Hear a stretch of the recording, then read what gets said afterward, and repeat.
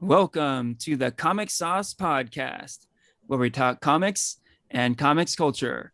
I am Henry Liu, and today I am joined by Porfirio Rangel. Porfirio, how's it going? Going pretty good, Henry. Happy to be here. Right on. We are also joined by Christian Diadamo. Christian, how are you? Doing great. Happy to get back in the theater and watching Marvel movies again. Yes, indeed. We're going to get into it. We're going to get into Black Widow, the triumphant return to the theaters of the MCU. Woohoo! Yes.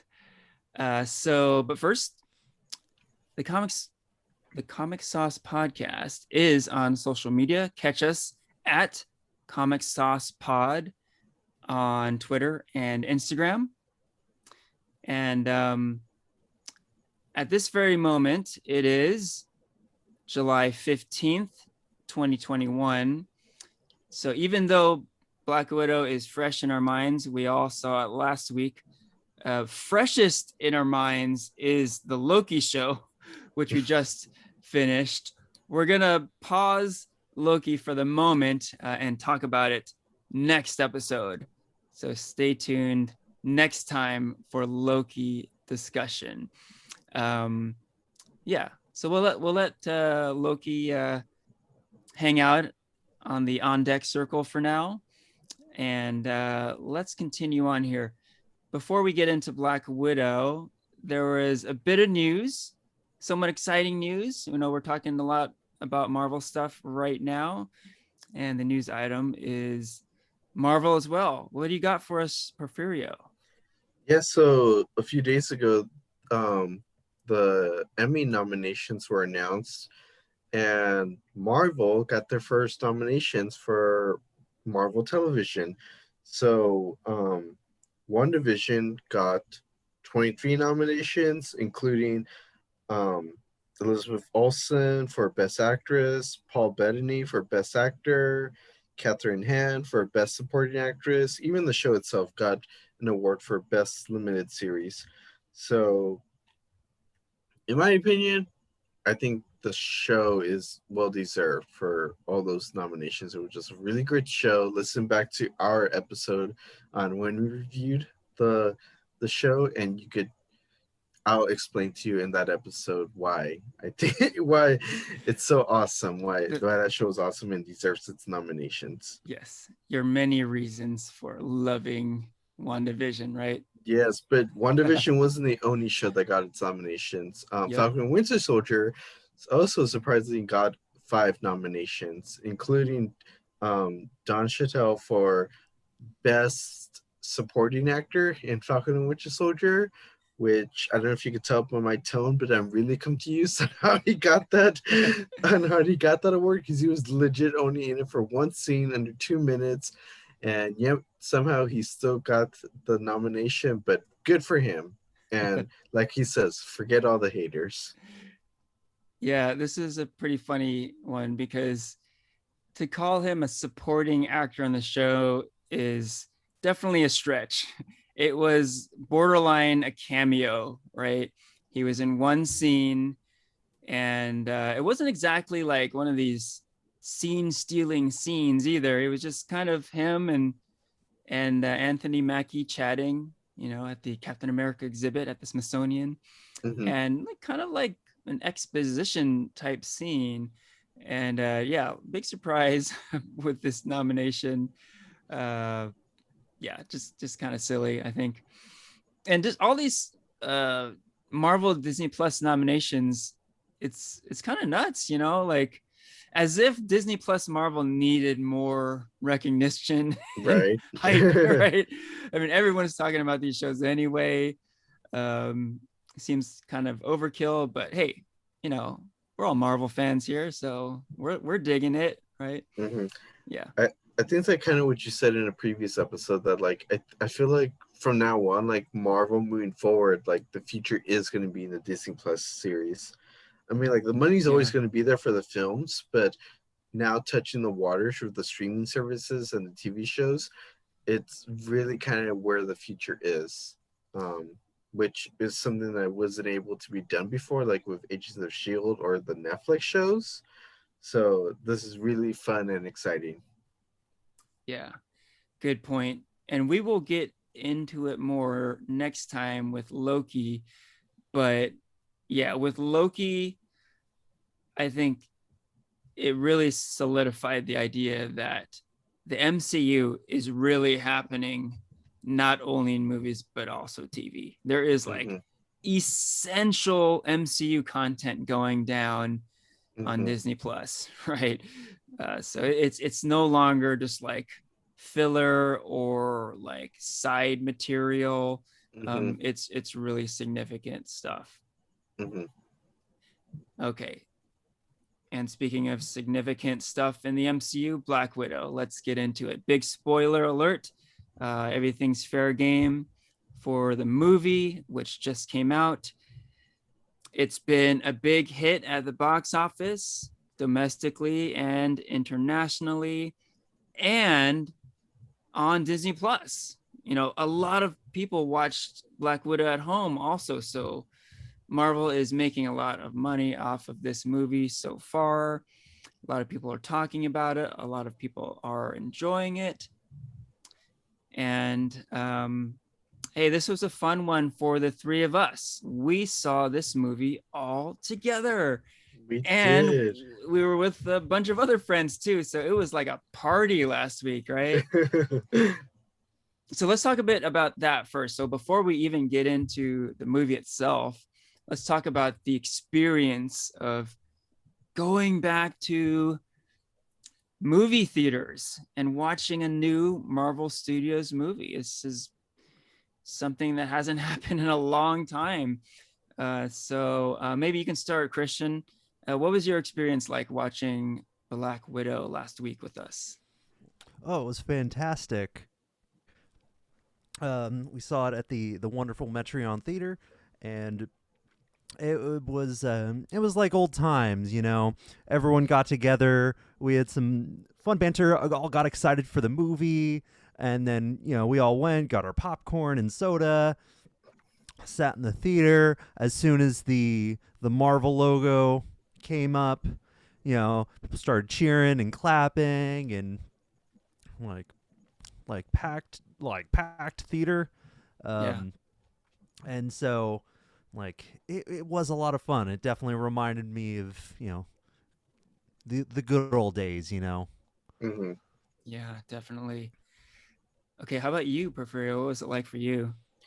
It was definitely like a lot going off a lot of what Christian said. Like it was a lot of fun. It was definitely reminiscent of pre-pandemic days. Like the energy was just different. People were happy to be back in the theater, um, cheering, crying, laughing, and it was just really, really awesome.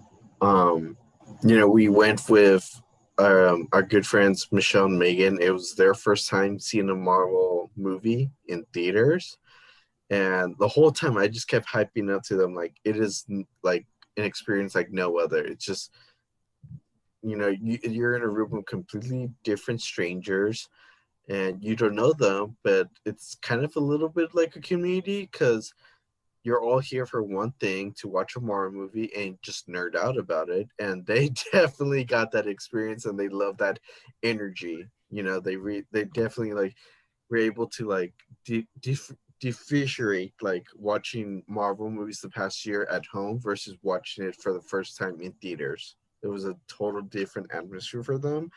And like I said, like we're all used to this, so it just felt good to being in that kind of environment again. It was a lot of fun. Yeah, it definitely felt good. I agree. And yeah, I was enjoying every little bit of it. All those little nuances, the little rituals, making sure you get to the theater on time. We kind of all planned to meet up beforehand. If you're Mm-hmm. hungry, you could grab a bite to eat. And um, the food court of the San Francisco Metreon has restaurants, but with COVID, like some were closed, some were open, and there's a lot of unknowns going on. And of course, you got to find parking and Mm-hmm. different people in our group carpooled, and just, coordination and stuff. And a lot of that stuff in the past has been kind of a hassle, right? But Mhm. I just embraced it, like it's been so long since we got to do something like this. It's just fun, like, oh, where do we meet, and when are you going to be there, and oh, hey, I'm going to eat beforehand, or, oh, you're going to eat there, and just those little things, it just Yeah. added to the experience, and yeah, I was just loving it. We did a group photo in front of a Black Widow poster before the movie, and yeah, it was just exciting, and brought back a lot of fond memories of all the other times that I saw Marvel Studio movies in the past. So great times for sure. Mhm. Okay. Real quick note. That was the first time I saw Black Widow. I did see it a second time. I saw it the very next day. And I saw it on an IMAX screen, which is notable because the experience on IMAX was slightly different than a standard movie screen. Mhm.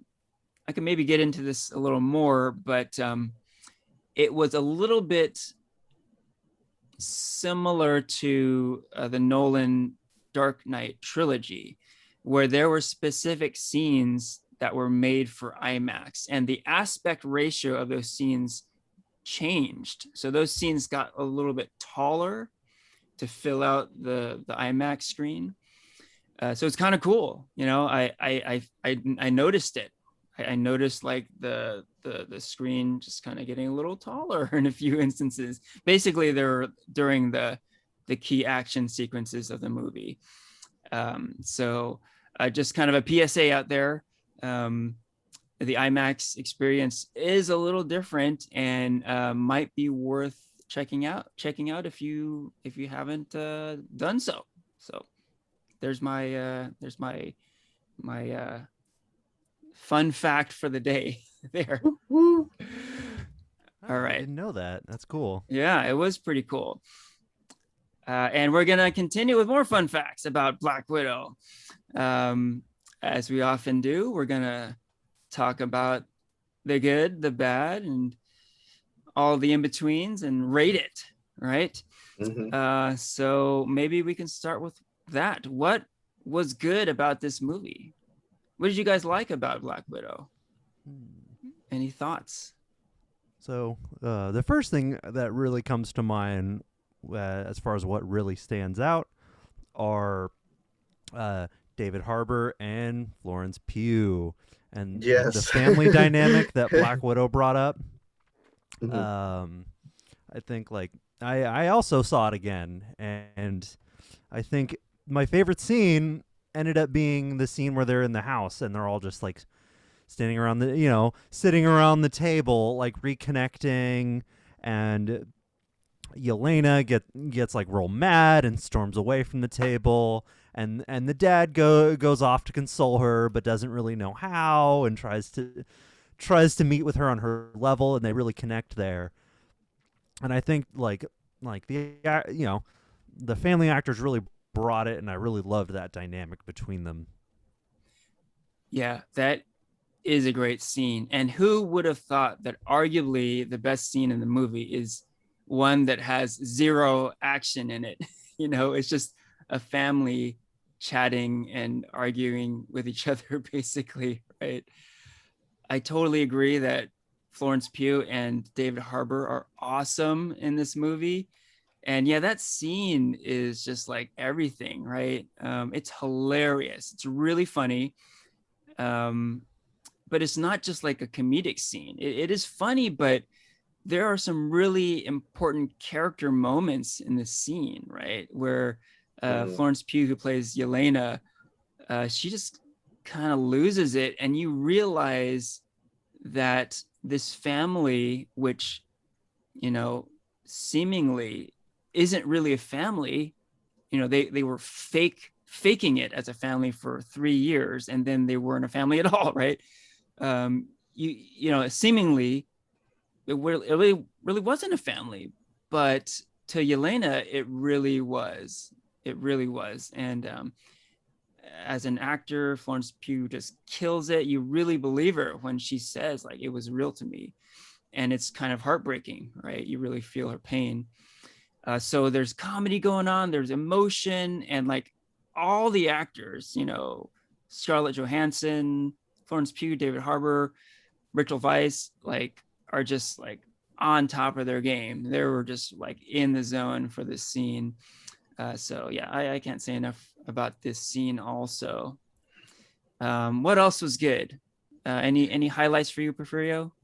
Not so much a highlight, but going off what Christian said, I just thought Florence, she was, you know, she stole the spotlight from Scarlett Johansson for most of the movie. Yeah. Like, even though it was a Black Widow Scarlett Johansson movie, like, I just felt like it was Florence's movie. Like, she had like the best one-liners. Her action scenes were great and awesome, and I couldn't take my eyes off her character. Like, she was funny, she was badass, she was there was much character development. She just did phenomenal with the role. Like, as an actress, she put herself into it. She was able to find that balance of vulnerability yet still be funny.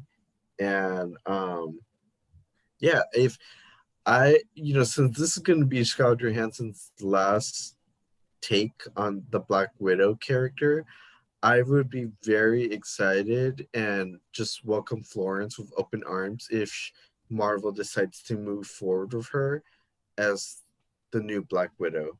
Like, I would just be like, yes, let's do it. I'm so down for this. Yeah, I'm with you there. I'm with you there. Florence Pugh was great in this movie. And, you know, I do have to say, as a farewell swan song to Scarlett Johansson as Black Widow, it was a satisfying movie. You know, I did enjoy it. And, you know, I think it was a, a decent swan song. But like you're alluding to, Porfirio, Florence Pugh really stole the show here. You know, like, she kind of had the better role. You know, it was a funnier role. It was a more emotional character. But even all that said, I think Florence Pugh was just had the better performance also. Like, she outacted Scarlett Johansson too. So yeah, she just dominated. Yeah, I can't say enough about her.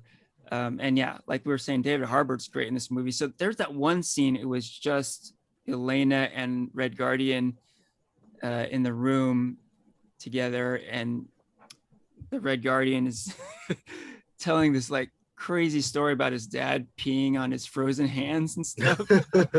And same thing, it's like, it's hilarious. Like, the story's funny, the way David Harbour plays the character is just completely funny and hilarious. But the undercurrent is this like broken family, this girl who like is just like heartbroken that the happiest moments in her life were like fake, and that her dad, who doesn't even acknowledge that he really is her dad, you know, he wants to put that behind him. You know, he just like, he didn't want that to happen. He wanted to go on being a superhero again. So like the emotional undercurrent is just like so strong, right? So yeah, just so good. Okay, so I want to add a few things. Yeah, so we're talking a lot about like the middle of the movie. The middle of the movie is all this character development. You know, these this broken family kind of like reuniting and hashing up all this old stuff, right? And that is great. Like, the second act of the movie is great. There's all this great character development. I also thought the first act of the movie was really cool too, because there's a lot of great action moments, and it's kind of a different style action from what we're used to in the MCU. It's more like spy action. You know, it's action that we're more used to seeing in a Mission Impossible movie or maybe a James Bond movie. Definitely not your typical MCU action stuff, right? Mm-hmm. And really well done. You know, I was really digging it. So, yeah, I was pretty hyped after the first like 2/3 of the movie. And again, that second act is great because what so often is the case with movies that like hit you with that uh, action opening and like a lot of like cool, exciting moments early on. Typically, there's like a slowdown, right? And yes, things slowed down, but it didn't get boring. Like all the family reuniting stuff was great, and it kept you really engaged.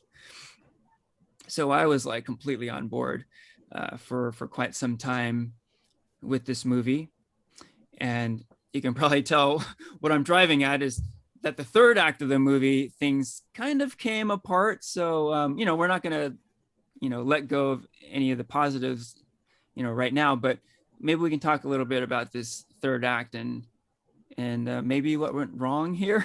I don't know. I'm still kind of processing it, but um, there was definitely a change. Like the third act of the movie felt like a different kind of movie. So I don't know. What are your guys' thoughts about the end of the movie? Maybe not the very end, but like yeah, the last third or so. Let's see. Well, I think the problem, like, it pretty much starts once they actually get to the Red Room itself. Mm-hmm. I think the Red Room shouldn't have been a floating sky castle. I think that, like, you have this really grounded movie about spies, with like very little superpowers, and then you kind of get to something that almost seems like a high fantasy concept. This floating kind of castle in the sky kind of at a Winter Soldier that's supposed to be secret. But you also kind of have to think like Shield never found that like at any point. They never saw something in the sky. Yeah, like just floating because it's pretty massive too. Yeah. And and then like I think like the action does get just I think a little too over the top for the character Black Widow. She doesn't have any superpowers, but you kind of see her you kind of see her completely like fly through the air, and after the entire building's exploding and she falls, like what feels like a mile down almost, but feels like takes no damage after with like no parachute. You see Yelena blow up that like jet, and she just kind of flies away with no real damage. Scarlett Johansson breaks her nose with very little blood and then realigns it with very little blood. And I think some liberties can always be taken with these kinds of things with Marvel, with just action movies and Marvel movies, of course, as far as what's realistic. But I think this goes just kind of past that point. And then I think the pheromones I think was a little too silly. Yeah. And so, which is really too bad. It kind of like, it hurts to say because this movie built up so much goodwill in its first two acts, but just takes it way too over the top. When like if it just toned it down and kept the spy thriller feel, it would have finished really strong. Mm-hmm. Yeah, that's a good point. It's the contrast, right? Like the style of action in the first half was very grounded and it felt like realistic. The second half action was like, it was just kind of ridiculous, and I mentioned how early on the action was more like spy action. James Bond type stuff. You could argue that the second half action was James Bond type action also, but maybe like not recent Daniel Craig James Bond, but like going back to the 60s or something, because like that villain Dreykov, he definitely felt like an old school Bond villain. You know, that whole pheromones thing was very, very like old 60s Bond kind of territory, right? And yeah, just kind of silly, kind of silly. What about you, Porfirio? What are your thoughts on the finale to this movie? Yeah, the ending was kind of lacklustering. Yeah, like there was that whole like red room in the sky. Okay, like that I kind of bought. I was like, okay, this kind of makes sense. It's Marvel, doesn't seem over the top or anything. And then yeah, the whole like the army of the widows and uh the whole way how the plan was executed about like the Red Guardian and Florence's character just kind of like being in prison and they were kept out of the plan and stuff. I thought that was brought in some humor to the situation. Um, but I think for me, ultimately, what I wished happened in the end was more action scenes. You know, one character that we have yet to talk about that was introduced was the Taskmaster, Mm-hmm. and the whole kind of um, final showdown between the Taskmaster and Natasha was just a letdown. Like, you know, Taskmaster in the comics is a very dominant villain, and in the movie I felt like when they first introduced the character, it came out very strong, and throughout the movie it was definitely like a force to be reckoned with. But then by the end, like it was just kind of like a throwaway of a character, and that was pretty disappointing. And you know, like you said, Christian, there were just so many scenes like um the whole helicopter being blown up, or the pharaoh smell that was just like, okay, whatever, this happened, like let's just take it as it is, don't overthink it. But it was kind of like that, like don't overthink it, it happened, this typical Marvel. But at the same time, like looking back, it's just like, really, that happened? Like they could have they could have done something better. Yeah. Yeah, I'm with you, Porfirio, and I'm in agreement with a lot of the stuff you guys have mentioned. That all said, the very end, yeah. So I was almost willing to put aside all the shortcomings we mentioned, you know, like this weird shift into over the top action, people falling from the sky for like a very, very long time. Like they just kept falling and falling and falling Mhm. and falling. And you're just like, how high up were they anyway? And the silly pheromones thing and all of that. I would have been kind of okay with all that if, like you were saying, Porfirio, there was like a really satisfying final battle between Black Widow and Taskmaster, right? And I thought we were gonna get that. Like when they finally hit the ground, Taskmaster and Black Widow face off, and Natasha says it. She says, "Let's go." And in my mind, I was saying, "Let's go." You know, This is it. This is it. this is it. This is like the shit I've been waiting for, you know? And they set it up so well in the first half, right? The first meeting between Natasha and Taskmaster is great. It's They're like, epic. it's on a bridge, Uh-huh. and like Black Widow, like she has no idea like what this is. Taskmaster busts out other MCU characters' moves and weapons. You know, he's got And a go ahead, I Porfirio. was gonna say, even she's shocked. Like she like tries to do like her head scissors move on the Taskmaster, and then the Taskmaster like counters with his own head scissors, and then Yeah, they both like jump up and stare at each other, and then she's like fuck, who the hell's this guy, this person, you know?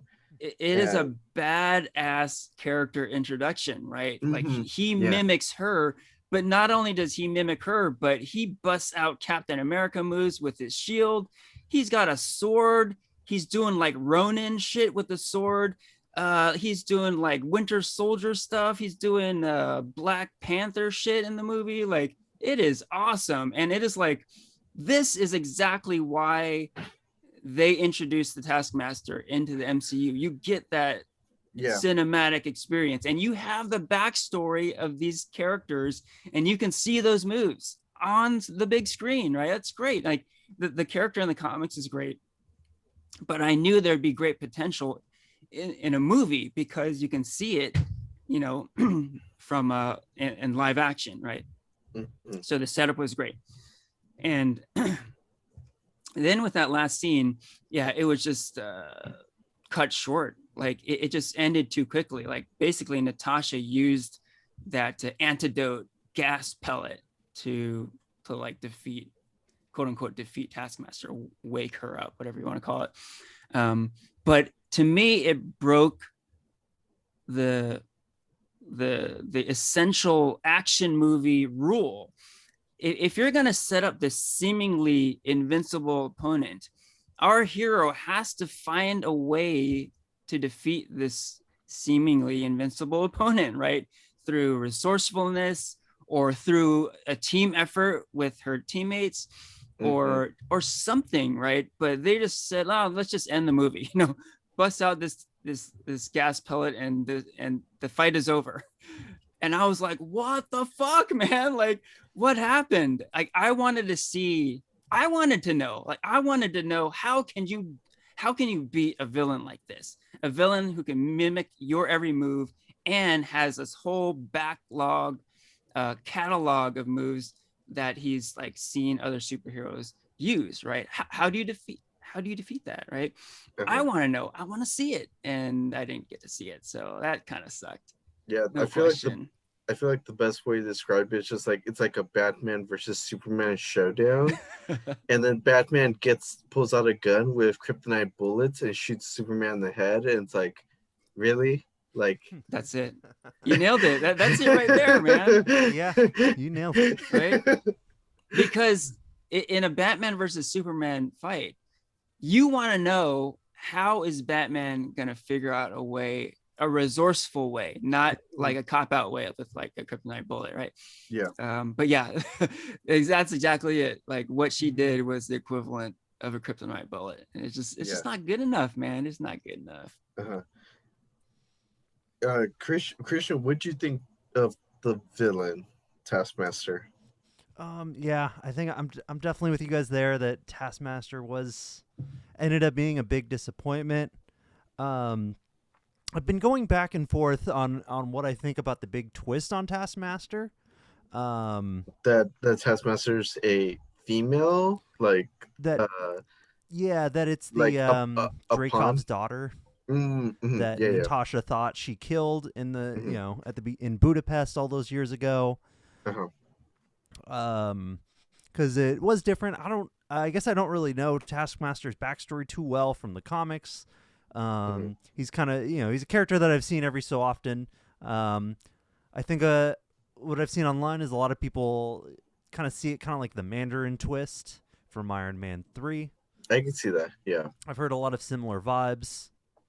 But I also think, on the other hand, that it does kind of help develop, Natasha's character a bit. It gives her a bit of a redemption arc, like a final redemption for what she's done in the past, and how her mission in Budapest ended up being more of a half measure than a full end to the Black Widow program. Whereas now she can really like close the book on it. And so I think, coming back to the movie a second time, I did kind of come around to that idea. Even though in the beginning I may have been a little more on board with the the Mandarin idea, or with Taskmaster being something like that. But I do agree that the fight between the two was very short and disappointing. The other big fight I thought was cut way too short. With Taskmaster was the one with her and Red Guardian, where Yes. you finally get to see Red Guardian fight. Yeah. All this talk with Yeah. Red Guardian being like, I fought Captain America and everything, blah blah blah, which we kind of know. I don't feel like it's true, but I feel like that's like for me when that was happening, I was like, oh yes, we're finally gonna see Red Guardian in action, Yeah. and that was edited really horribly. Yeah, like it felt like there just wasn't enough of time. Like even if Red Guardian just completely gets his ass kicked, Yeah. like I would have been okay with that if we got to see more of that. Hmm. Yeah. Yeah. We keep harping on this final Black Widow versus Taskmaster battle, but yeah, all the action in the third act is just lackluster. You know, there's a fight between Black Widow and the Widows, right? That could have been pretty epic also, but that was just kind of done sloppily also. You know, all that action was just kind of all over the place at the end. And I'm still like shaking my head. I don't know what happened, because the first half action was so tight and just really engaging. So yeah, I don't know what happened there. A lot of sloppiness, there. But hey, going back to Taskmaster real quick. Yeah, I asked myself a lot of these same questions. Like, okay, number one, the gender swap. Taskmaster is a woman in this movie, in a big twist. I don't think anyone foresaw this twist, right? Oh my god, no, yeah. Yeah. My face, I don't know, Christian, I don't know if you saw my face in the theater. I was just like, But it was one of those twists that, yes, was surprising, but wasn't like, oh my God, that's amazing. It was kind of like one of these really kind of moments, you know, not that I was like against it, but it was just kind of weird. Ultimately, I don't think I had a problem with that. Just kind of like I didn't have a big problem with the Taskmaster power set. Like, okay, so here's where we talk about like the faithfulness of the movie compared to the source material, as we often do, right? Here, you know, the MCU quite often is very faithful to its comics, right? But not here. In the comics, Taskmaster has this like innate ability to mimic. He can see something once and be an expert at that right away, right? And Taskmaster does have that ability here, but it's not inborn. It's like programmed, right? It's this Dreykov dude's technology. It's like a technological trait, right? It's like in the suit or in like some sort of chip in the back of Taskmaster's head or something. But it is different. It is different. So it's a technological thing. I was okay with that. It makes sense, you know. Like I feel like the comics version was just like that's it, comicsy, but it made sense to do it like that for a modern, realistic take too. That it was technology that helped the Taskmaster learn the moves. Yeah, I agree with you. I was okay with it also. Like I had to first like think about it, like this is different, but yeah, ultimately I think I was okay with it. A lot of the stuff in the MCU, to avoid being too ridiculous, they do rely on technology. Like the Vulture in Spider-Man Homecoming is like this technological terror, right? It's not a dude in a bird suit with feathers, right? It just wouldn't work in a live action movie, right? So like that movie, Taskmaster is like a technological terror. So I get that. So ultimately, yeah, I didn't have too many problems with the character setup. It was just more how the action played out, like we've been talking about. Like I said, like if I got that dope action showdown at the end that I wanted, a lot would have been forgiven, but I just didn't get that. So it's just really too bad. I agree with you. I think for me, because I'm a person who's been saying for years I've been waiting to see the Taskmaster show up in the MCU. You know, the whole shocking twists. Like, I really didn't care the Taskmaster ended up being a female. Like, I was like, okay, that was a shocking twist, sure, but I didn't care. I was just more disappointed that I felt like the Taskmaster felt more like a tool, a pawn Yeah. within this movie instead of like the badass I know the character can be. Like, I felt like if maybe the Taskmaster had like a personal agenda against Natasha, like the daughter survived and then she wanted to get revenge against Natasha and was just kind of using her dad uh to get all this technology and everything, then had having her own personal vendetta against Natasha versus being a pawn. I think I would have bought into that storyline a little more. Yeah. But so yeah, to just kind of be the whole twist that she's mindless and she doesn't know what she's doing. I think even at one point she says kill me or something like that, or I don't want to do this, I don't know, something like that. You Yeah. guys watched it the second time, I forgot. Yeah. But I was just like, oh man, like this just, you kind of downgraded the character in this movie. Mm-hmm. um Yeah. like, yeah, go ahead. Yeah, I was just gonna say, like, dude, I was brainstorming before the movie started, like, okay, how are they gonna beat Taskmaster? I was that excited about, like, how are they gonna figure this out? I Yeah. thought, okay, maybe they work as a team, all four of them, maybe all four of them work together. And Taskmaster does this great mimicry, what they call photographic reflexes, one of the cooler superpowers out there, man. But yeah, maybe as a team, the same way the Avengers overcame Thanos, a superior opponent. But if you work together, the sum of your parts is greater than the whole, right? Yeah. So maybe as a team, or maybe some other cool shit. Like, I think this may have been touched upon in the comics, but you could use like a fighting style that Taskmaster has never seen before. So if you hit him with something he's never seen, then that can be effective, because all he needs is to see it once and he's a master. But if he's seen it 0 times, then the all bets are off, right? Yeah. The other wild card I thought was Red Guardian, because here's a guy who doesn't have a lot of skill, but he's got super strength, right? So there's no mimicking super strength. You're either super strong or you're not, right? So I thought when Red Guardian Taskmaster went at it, I thought, oh shit, maybe the Taskmaster finale will be with Red Guardian and he will be the one to defeat Taskmaster. But like we've been saying, that didn't happen. And also that action scene was kind of weak also. So that's too bad. Yeah. Really fast, on an unrelated note, didn't we see this kind of technology already in the MCU? Like that showdown between Captain America and Iron Man in Civil War? Ooh. Like, yeah, that's right.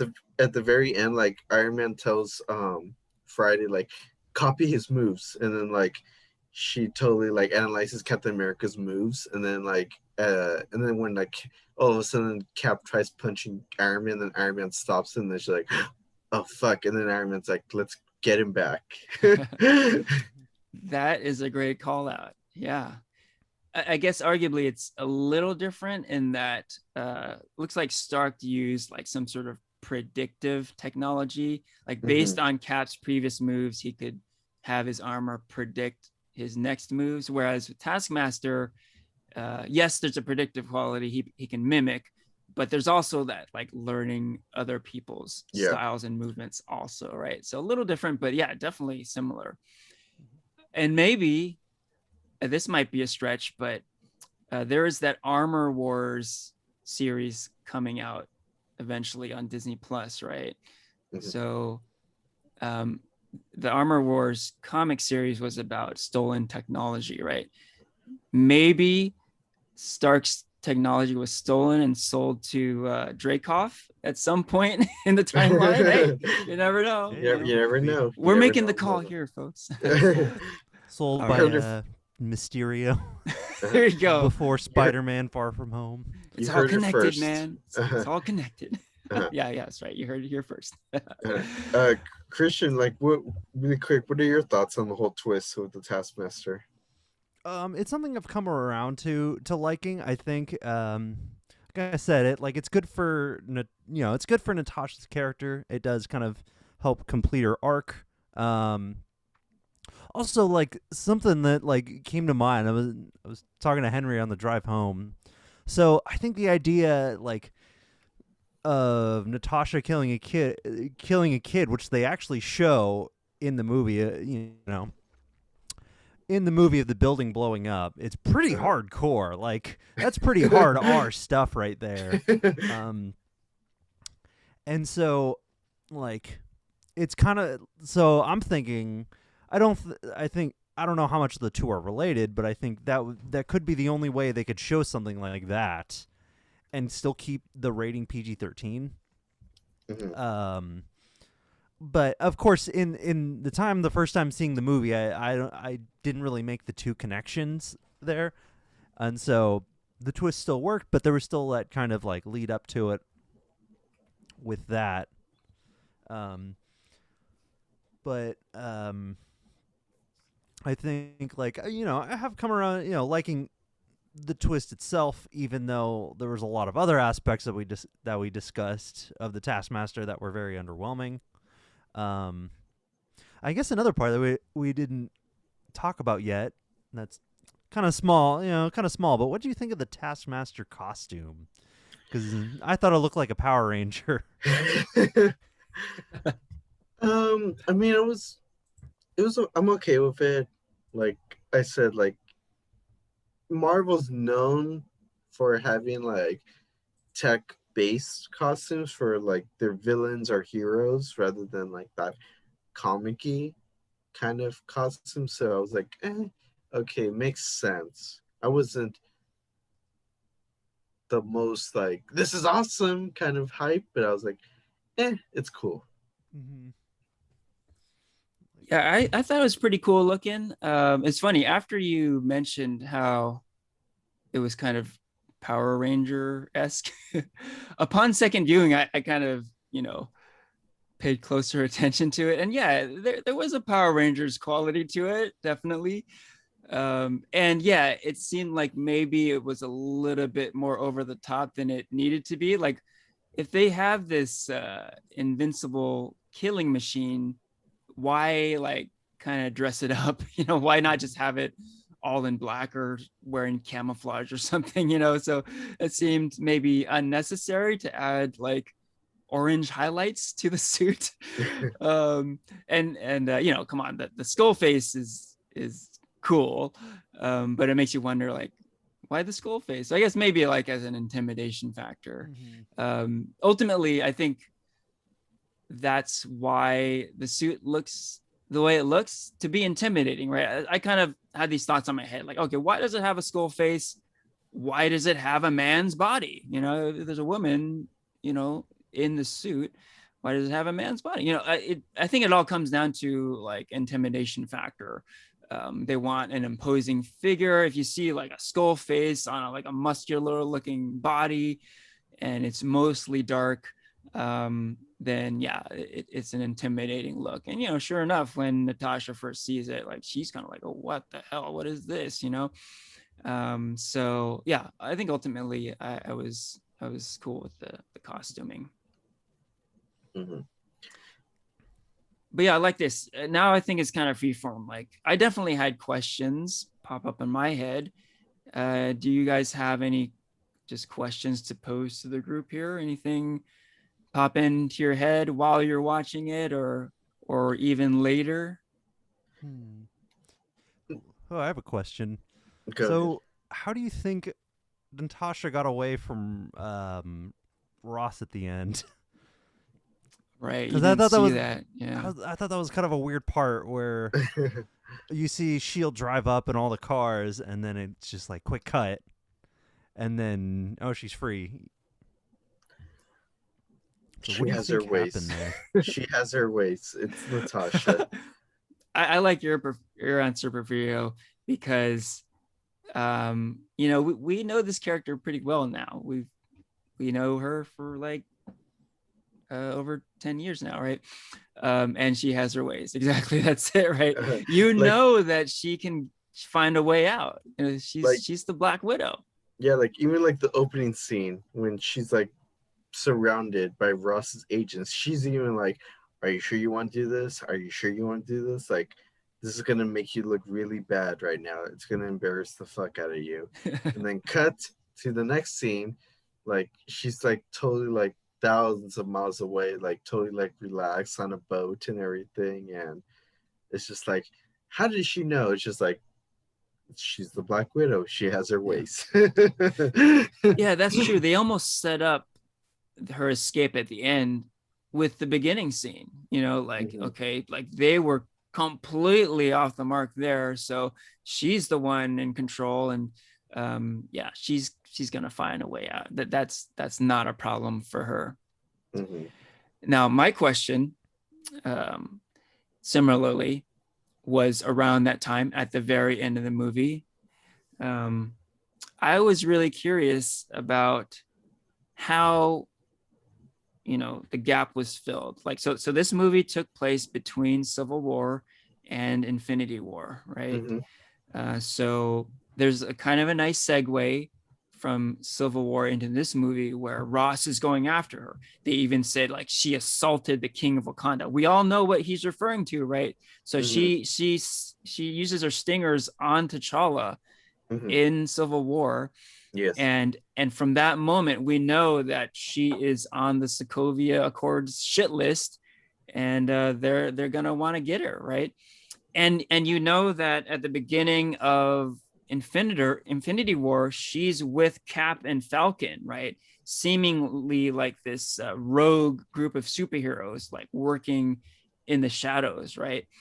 So what I wanted to know is how she got there, right? So we know the Civil War to Black Widow movie segue, but what about the Black Widow to Infinity Infinity. War segue? Mhm. We didn't get that, right? All we got was that vest, and the vest thing was kind of cool and funny. But I really wanted to know, like, how did she end up with Rogers and Wilson, you know? And I thought we would get something of a bridging of that at the end of Mhm. the Black Widow movie, but we really didn't, right? Instead, we got this. So at the very end, she gets the jet from her homie, right? And she has an interesting line. She says, "I'm gonna go break some friends out of jail now," Yeah. right? So clearly, she's referring to the raft, and she's referring to the end of Civil War, where, you know, Sam Wilson and Scott Lang and Wanda and Clint Barton are in prison, right? But at the end of Civil War, we see Steve Rogers show up, right? We see Sam Wilson crack a smile, like, okay, we're out of here, you know? So seemingly, like, at the very least, Cap freed Falcon. He probably freed them all, right? So it's just seemed odd to me that Black Widow would say that, you know, seemingly like, okay, she didn't know that Rogers went back to the raft and she was going to go break him out of jail. But why even have that line in the first place if she doesn't end up doing that? I don't know. What are your guys' thoughts about that? Okay, like going back and rethinking about all those characters and my knowledge of what happens in Infinity War, this is my long take. Okay. So somewhere in between Civil War and Infinity War, Hawkeye and Ant-Man get a deal. Because at the beginning of Endgame, you see that the snap happens when Hawkeye's with his family. So Yes. he's outside the raft. He's probably like on house arrest. Scott Lang also, he's probably on house arrest, you know? Um, Yeah, there's a line where they say that they're like retired or something, yeah. right? Yeah, they Uh-huh. say that. That's true. Yeah. So then by that point then the only people that Natasha really has to get out is Falcon and Wanda. But it Yeah. makes more sense for Scarlet to go after Steve Rogers and then go and break out Falcon and Wanda. Oh, so you're saying the very end of Civil War happens after the Black Widow movie? When we No, no, see no, go ahead. no. I'm saying like at the very end of Black Widow, that like Black Widow says like she's gonna go take some friends out of the raft. I Yeah. feel like because she already knows that Steve Rogers is on the run. I feel like she goes and meets up with him somewhere in between, and then they both go together to try to get everybody out of the raft. But by then, it's only Falcon and Wanda left inside the raft, and they break them out because that's who ultimately they're with together by like mid Infinity War. That is a very solid explanation. I dig that. And it does go along with what I was about to say, that the very end of Civil War then happened after the events of Black Widow, because remember at the very end, you see Steve Rogers show up and Falcon sees him and he smiles. Oh, so, you're right. You're right. So, you're right. So maybe Natasha was like right behind Steve. Yeah. Right. Mhm. Okay. Hey, that's a pretty solid explanation. I'll buy it. Christian? Yeah, I could believe that. I definitely go with that. You could also have like maybe Black Widow wasn't in the room. She gave Captain America the earpiece. You know, like there was the prison break in the middle of Black Widow, and Black Widow was really like with the getaway vehicle. Yeah. So something like that could have happened. But yeah, like I think you're also right. Where there's like a bit of a time skip between Captain America: Civil War and that end credit sequence. Yeah. Mm-hmm. That's cool. Oh man, that makes a lot of sense to me. I'm glad you explained that, Porfirio. Solid. Yeah, like to go off of that, like one thing I kind of you made me think about Porfirio is like, I wonder if Captain America gave them the chance to break out, maybe Cliff and Ant-Man, and they just said no, we're gonna take the deal and just go on house arrest and just be left alone. Mm-hmm. It makes more sense for them just because they're more like family oriented. Yeah, they got family. That's important. But I don't know, because I mean, like in Falcon and Winter Soldier, you are introduced to Falcon's family, and you even that family. You even kind of get that family dynamic with the sister saying like, "You kind of left us here. Mm-hmm. You didn't come back for us." So I don't know. Maybe Falcon's heart was just like, I need to help Cap. He needs me more. I don't know. Yeah. Well, maybe that's just how loyal he is. Yeah.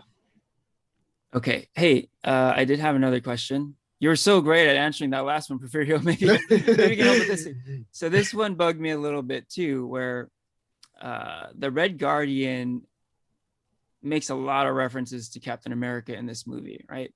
Mm-hmm. And it's funny, there's a lot of funny moments with these. But I am racking my brain in terms of how and when, more importantly, when did the Red Guardian interact with Captain America? So in prison, when Red Guardian was in prison, he was telling all these stories about like him defeating Captain America, or maybe not so much defeating, but him like battling, right?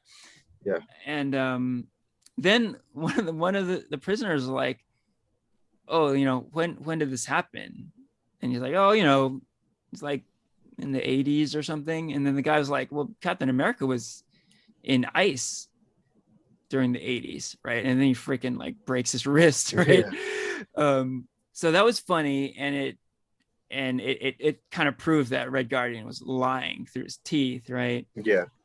But then later, there's a scene where he asks Natasha, like, "Oh, did he ever talk about me?" Like referring to Steve Rogers, right? And then Natasha's like, "Oh, we're really gonna do this? You're gonna talk about yourself and Captain America, and after, you're not gonna talk about us at all, But that got me thinking, like, so clearly, like they met To what extent, we don't know, but they interacted, they met, something happened. But when the hell did that happen, right? Because Captain America didn't come out of the ice until like right before the first Avengers movie, right? So in like 2011. So when would he have like when would he have interacted with the Red Guardian? Christian, you wanna take it? Like, I think I think he was probably lying the whole time. And if he did end up meeting Captain America, I think it could be, I guess, one of two things is what I'm thinking. And the first one could be that he's actually just been alive since the 40s, and that he's in a situation kind of similar to Bucky, where something about something about the Red Guardian he's able to just age much, much slower. I forget how it was, what they did with the Winter Soldier. But that's my thought, is just something like that. The other is that he fought a different version of Captain America at some point. Kind of like in the comics, there's several different Captain Americas between the time that, Steve Rogers is frozen and when he wakes up. And there's different people who carry the shield and carry on the name. And I don't think they really bring that up in the Captain America movies too much. But it could be something like that. Like, they did kind of use that idea in Falcon the Winter Soldier. So that's my other thought. But I think first and foremost, he's probably just lying. That's my first take. I agree. I think he's lying, like, and he's just said the lie so many times that he's just told himself that it's true, and he actually believes it. So that's why he confronts Natasha, because he believes in this lie that he told himself. But if there's that whole situation that if he's telling the truth, one, I don't think he would have, like you said, Christian, I don't think he would have interacted with Steve Rogers per se, just because Steve Rogers been under the ice since the 40s or since World War II, right? Yeah. World War II. And then, there wasn't that whole like US versus Russia dynamic to the Cold War, which was like years later. So like there's just no reason for Red Guardian to have crossed paths with Captain America any years beforehand. So I just think like in Falcon and Winter Soldier, how they were trying to replicate the superhero soldier serum, that maybe Red Guardian just like interacted with a whole nother Captain America, like that maybe we hadn't seen yet in the MCU. But those are my best two guesses. Yeah, this is a tough one. Like, in my mind, the theory that holds the most weight is that the Red Guardian is a super soldier and he ages slowly. So conceivably, he could have been around in his prime during World War II. And certainly he could have crossed paths with Steve Rogers on the battlefield, or, just during wartime. I could totally see that. But what you're saying, Porfirio, makes a lot of sense. It was the Axis versus the Allies in World War II. So the Red Guardian and Captain America would not be opponents, right? It seemed like he was talking about them as being opponents on the battlefield, right? So there again is kind of a hole in the theory. So yeah, I'm not sure. We might have to write off as a plot hole here. So I'm getting super nitpicky, because ultimately, the Red Guardian stuff was hilarious in this movie, but the all the Captain America talk kind of threw me for a loop a bit. Yeah. So there is that. Okay, so we can start getting to wrap up time. Wait, Any final thoughts before we throw up our ratings? yeah, like so like one thing I feel like we should like get out of the way before we wrap up is the whole like female issues like that was talked about within the film. You know, there's the Yeah, whole idea about like even though it's a Marvel film, this film was very deep and dark. like it tackled issues on sterilization, human trafficking, um, trauma that Florence's character developed with with her family and stuff like that. Like there was just so many I hate mansplaining these things, but like there's just a lot of feminist issues and themes that were really just talked about in this film. And definitely. I just thought it was presented at a really, really good, like deep way that wasn't so like in your face kind of way. What do you guys think? So I think like one part that shows it really well is that like kind of opening title crawl sequence, Mm-hmm. Mm-hmm. which I haven't seen in a Marvel movie in I don't even remember how long. Yeah. Where they kind of show like kind of the training of the Black Widows and like how they're trafficked around, and Mm-hmm. like I think that's a good way to really bring you into like kind of like the world and kind of what they experience and the trauma that they experienced in the beginning of the movie. I wasn't a fan of the "Smells Like Teen Spirit" cover, but I thought like it did its job, and like that part was really was like pretty great, like pretty harrowing to see. Mm-hmm. Yeah, I thought it was cool how it was a feminist movie, but it was kind of darkly feminist, right? Very different from the Captain Marvel movie. Like that was like the first female MCU movie. And a lot of people were saying, oh, Black Widow should have been the first one, right? So we're finally getting this. And it would have been pretty weak if it had the same look and feel as Captain Marvel, but it didn't. It was so different. This is one of the most violent MCU movies out there, and it's dark. Yeah, it goes into some dark places. The human trafficking aspect is it's like some real shit for sure. Mm-hmm. I think it was Michelle. She sent me an article saying that one of the writers for the movie, he's a male. He wanted to. You remember that scene where they bust out Red Guardian, and he's in a helicopter and he tries to interact with them, and then he's like, "What are you guys like on your period or something?" So your time of the month.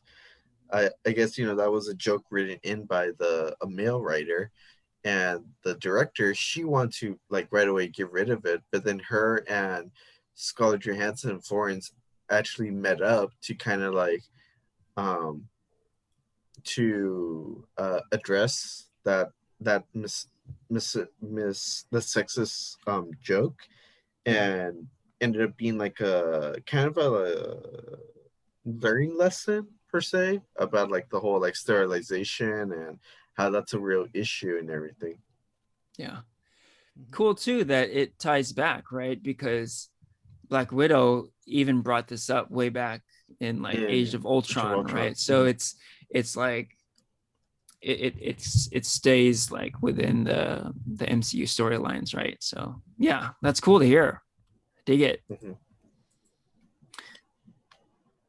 So I definitely wanted to bring up also some other stuff. Like we kind of got into some of the negativity in the third act of the movie, but um, going back to highlights, I thought it was really cool how, you know, even though Yelena kind of stole the show in this movie, we really did get to see Natasha at her best, and we got to see what she's great at.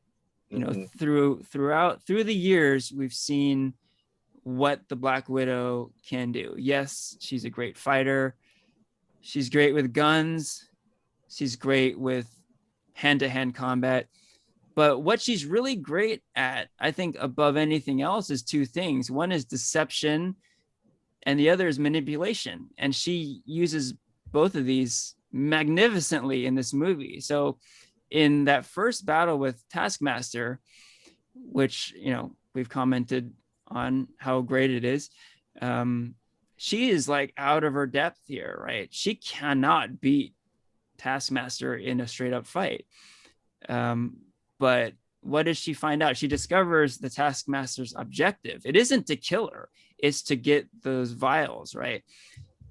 So she kind of uses that against the Taskmaster and does a little switcheroo, deception, right? So she tricks the Taskmaster and she gets out of the situation. So that is like a huge trait to the Black Widow, and for us not to be able to see that in this movie would have been a big letdown, but we got to see that like on display, which is great. And then manipulation, that was great too. You know, the way she is able to extract information out of Dreykov at the end was great. You know, she couldn't fight him because of this pheromone thing, right? So she uses her ability to manipulate to get what she needs, this information about the whereabouts of all the widows throughout the world, right? And it's exactly that a callback to where she extracts information from Loki in the first Avengers movie, right? So again, really cool to see. And, you know, shortcomings aside, this movie delivered a lot of what we wanted out of a Black Widow movie. You got to see Black Widow do all the things that, you know, she is known for. And that alone was pretty damn satisfying, gotta say. So I have like, my next question is kind of like a two-part question. One, like, what do you think of the legacy character Black Widow? Like she's one of the oldest characters within the MCU, besides Tony Stark and Steve Rogers. Like yeah, she's been around since Iron Man 2. Like that was like 10 years ago. Like yeah, what do you think of Black Widow versus when she first came to now? And the second part to the question is this a proper send-off to the character? Like, I think something. I guess another thing. I guess we didn't bring up that I have I guess I have a bit of a problem with this movie is that like I think it came too late. I think it does work as a good send-off, but I think I would have preferred this come canonically within Phase 3. And I also think like seeing this movie kind of does make me want to see more of Black Widow, like a bit retroactively. With man, I wish she got a movie in Phase 1. Like man, I really wish. I think it would have been really cool to see this Budapest mission that she talks about through the movie, and it seems really cool how she like had to assassinate this guy and like hid out for several days, and there was like this camaraderie between her and Hawkeye. And like I would have loved to see that movie back in Phase 1. I think Black Widow is really great character that's really kind of supported the Avengers through all these movies. And it was really great to finally see her get her own. But man, I wish we got it sooner, you know? That's a really good point, Christian. I totally agree. Yeah, I was thinking something along those lines. It would have been a lot cooler to see this movie come out earlier. Specifically, I think it would have been cooler if it came out during the time period it takes place in. Like, let's say 2017, right in between Civil War and Infinity War. That would have been perfect, you know. Mhm. The way it is now, it becomes more of a prequel, which doesn't sit all that well. At this point, the Black Widow character has died. A lot of people saw her die. Like, a lot of fucking people saw Endgame, so this is not a secret, you know. So you know she's dead. So there's this kind of this sort of dark like cloud over this movie. Um, so there's that, and there's the fact that it is kind of a prequel, kind of like how Captain Marvel was a prequel also. Like, both movies take place earlier in the timeline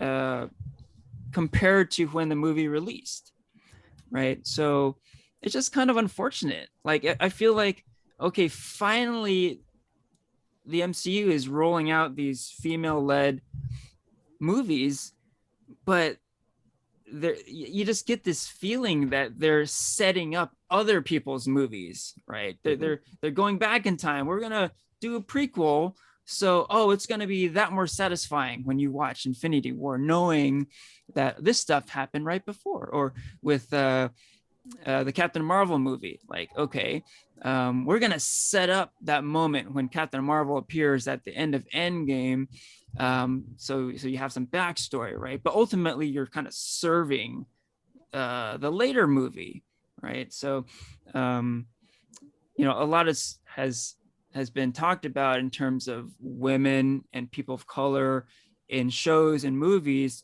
where their characters are they're simply acting as character development for white male characters, Yeah. right? Mhm. So there's a little bit of that, like, ultimately, like, I think this movie, like you've been saying, Porfirio, is kind of a home run for female empowerment and females in front of the screen and behind the screen. But still, there's that little sense of, man, why has it got to be a prequel? Why can't a female-led superhero movie move the narrative ahead for the MCU? Why can't they kind of lead the charge, right?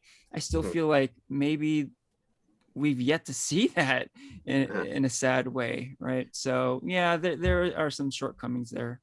And this kind of, both of you guys like make really good points, and that kind of leads off to my last question that I have is, what impact do you think this movie will have for the future of the MCU? Like, given like the after credits scene with Florence's character and Madam Hydra. Yeah, I think it's unfortunate that this movie is primarily a prequel slash filler kind of movie. Like, yeah, Christian and I had a pretty good conversation on the drive back home to the East Bay, but I mentioned this then, that this movie felt less like a moving forward of the Marvel Cinematic Universe than it was just kind of feeling a void, right? There's this void. Everyone is talking about there needs to be a Black Widow movie, and they made the movie. So, okay, everyone shut up. We made the Black Widow movie now, and we know what happens between Civil War and Infinity War. Please shut up now, right? But there was very little like setting up, moving forward the universe.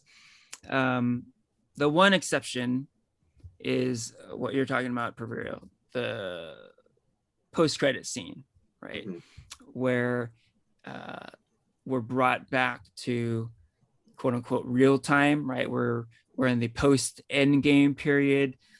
Natasha Romanoff has died. Yelena is visiting her grave. And then Val from the Falcon and the Winter Soldier shows up, and it's clear that Yelena is working for Val, and it seems pretty clear that Val is putting together a team. Who is on the team? exactly. We don't know, but we do know that she's recruited John Walker, the U.S. agent, and Yelena, right? So shoot, there's a lot of potential right there. There's definitely more to come on that front. So even though it's just like one thing that we're kind of teasing for the future, it is pretty interesting, pretty enticing for Mhm. sure. Oh, like I wonder if that will come to a head more in the Disney Plus side of the MCU as opposed to the movies. I could see that. Because we Yeah. yeah, like you were talking about with John Walker and all that. And they showed a picture of Hawkeye, which we know Hawkeye's getting a Disney Plus series. Yep.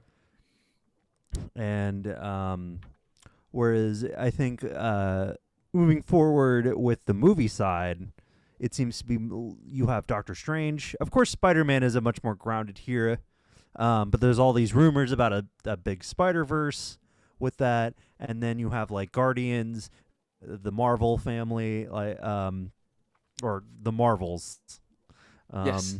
Yeah. and so on and so forth, which are like in space or like on a much like more multidimensional scale as we're Mhm. seeing.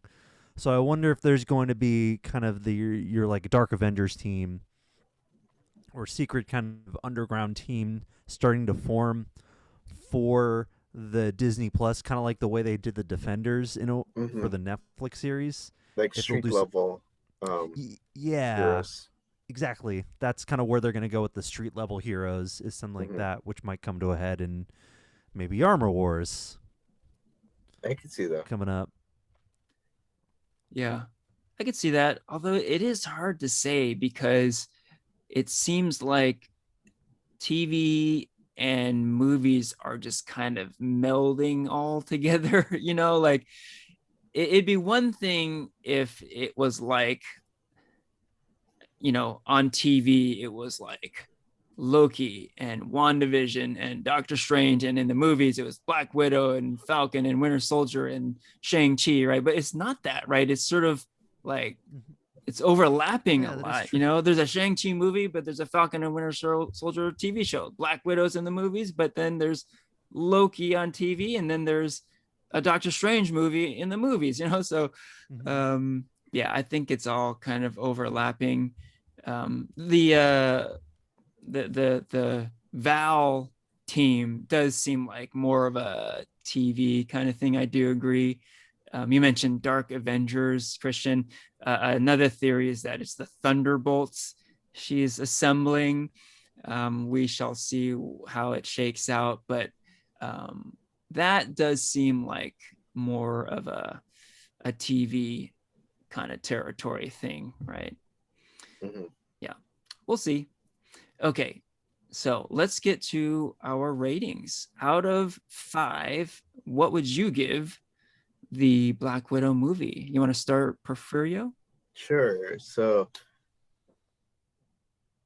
like a 4. Yeah, pretty much. I really don't have to think hard about this. Like it's almost a 5 if it wasn't for like the third act, like we've been saying. It wasn't that good, but everything else I enjoyed. It was really good origin slash prequel movie. Um, I thought it was a good movie to send off Scarlett Johansson. She kind of deserved that justice. Um, Good action, good character, really good character development, perfect balance of um, deep and personal and comedy. I enjoyed it, except that third act about like the twist of Taskmaster and the whole action scenes and all the editing. I was not the biggest fan, so 4 out of 5. Okay, how about you, Christian? Man, I'm kind of torn on this because I think there's a lot of things that I do really like about this movie. I think the ideas about the kind of like the darker, more real world themes, the family dynamic, and like kind of some of the bit of the spy setup in the beginning. I think that worked like really, really well. But man, I feel like for every good to great thing that this movie sets up, I think it kind of takes a step back. I think that I really wanted to just love this movie because it's a movie that I've been waiting for since phase one, Yeah. and I really wanted this character to have her day, and she is having her day. This movie's doing really well, and a lot of people really do love it, and I'm happy. But I think I'll give it the harsh rating. I think I'll give it a 2. Yeah, I liked it. I did like it. And I think that I had a good time in the movies. I do recommend watching it, and I do recommend seeing it for yourself. But I think it just really falls apart at the end, to a point where I think it just kind of really coming back to this movie, it just really bothered me the second time, and just really made me frustrated that man, why did it fumble this hard? Yeah. When it had such a great first couple acts, and just for some really well done scenes.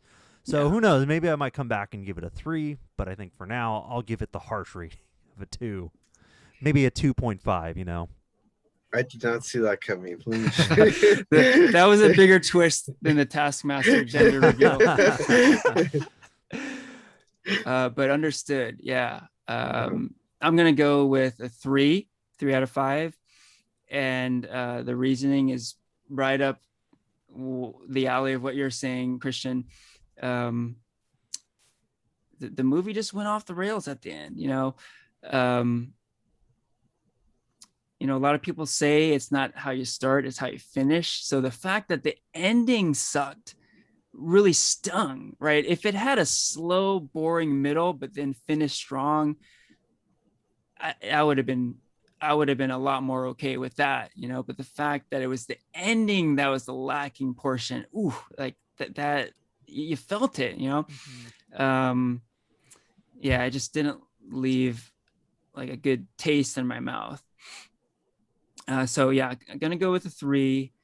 I was on my way to a 4, this is solid, and it like we've continually been saying, it just kind of falls apart at the end. But like I like to do, I don't want to end on such doom and gloom. So I wanted to say one last positive, and we've talked a lot about the family dynamic, and particularly that the scene with the 4 of them at the dining table in the middle of the movie. I wanted to add an earlier scene with just Natasha and Yelena. They're just having a beer together, and it's the moment when they decide to work together to try to take down Dreykov, right? And it is such a real moment, it just felt like 2 sisters chatting and coming to a decision to do something, and they were just kind of I think it's gonna be fun, let's do it. They just clink their beers together, and you just get the sense okay, it's gonna be a fun ride. And it just really highlights the chemistry between the 2 actors. Yeah, we've talked about how great Florence Pugh is, and Scarlett Johansson has her moments also, but maybe more significantly than either single individual performance is the chemistry between the 2, because they are great together. A lot has been talked about with Sebastian Stan and Anthony Mackie, and how funny they are together in movies and TV. These 2 are just as good together. They're hilarious, and they play off each other really well, and you really feel that sisterhood, right? So that's great. You feel the bond, and you don't get that a lot. Yes, Captain Marvel was a female-centric movie, but it was more of a solo journey. But here you get the duo, right? And that was pretty awesome to see. They're great together, and you don't see that too often. Usually it's 2 dudes, right? Mm-hmm. The buddy cop genre, right? But yeah, that was very refreshing, and definitely part of the reason why I do recommend this movie. Not a high recommendation, but 3 out of 5 for me. All right. So I think that's about it. Any final thoughts on Oh, Black Widow? I guess yeah, since you were bringing up just like ending on a scene that you really liked, I guess another scene that we didn't bring up that I also really liked was the poser scene. I thought that was really funny. Oh, yeah. I thought that was a nice little bit, like a nice little good Marvel banter, nice little comedic touch, and then you see Yelena do the pose after, and like kind of cringe after she Yeah. does it. Yeah. I thought that Which was is a which great is little really moment. hard to do. I really tried doing it as soon as I was home. I was like, I want to see how this feels, and that Yeah. was really It's hard to hard. do. It's really hard to do. On the record, Porfirio, you did try to do the Black Widow movie after you saw the movie? Yeah, Or you tried to do the move after you I saw tried. the I movie? tried to do the pose. Yeah, after I saw Whip the your movie, hair and back and everything. yeah, and it was fucking hard. So props to them for Yeah. Scarlett Johansson and Florence for doing it. I do hope Awesome. we get to see more of those characters. Like, even though we can't see Black Widow herself, I do hope we get to see a lot more of Florence and a lot more of David Harbour. And even Yes. Rachel Weisz, I could Yeah. definitely Yeah. see her again. Yeah. Mhm. Well, clearly, Yelena will be back. The rest of the crew, we'll see. The MCU does have a knack for bringing back characters, even very obscure ones. So keep an eye out. And the most unlikely events also when you least expect it. Exactly. Mhm. With that, we can wrap up the episode. This is Farewell from Christian, Porfirio, and Henry.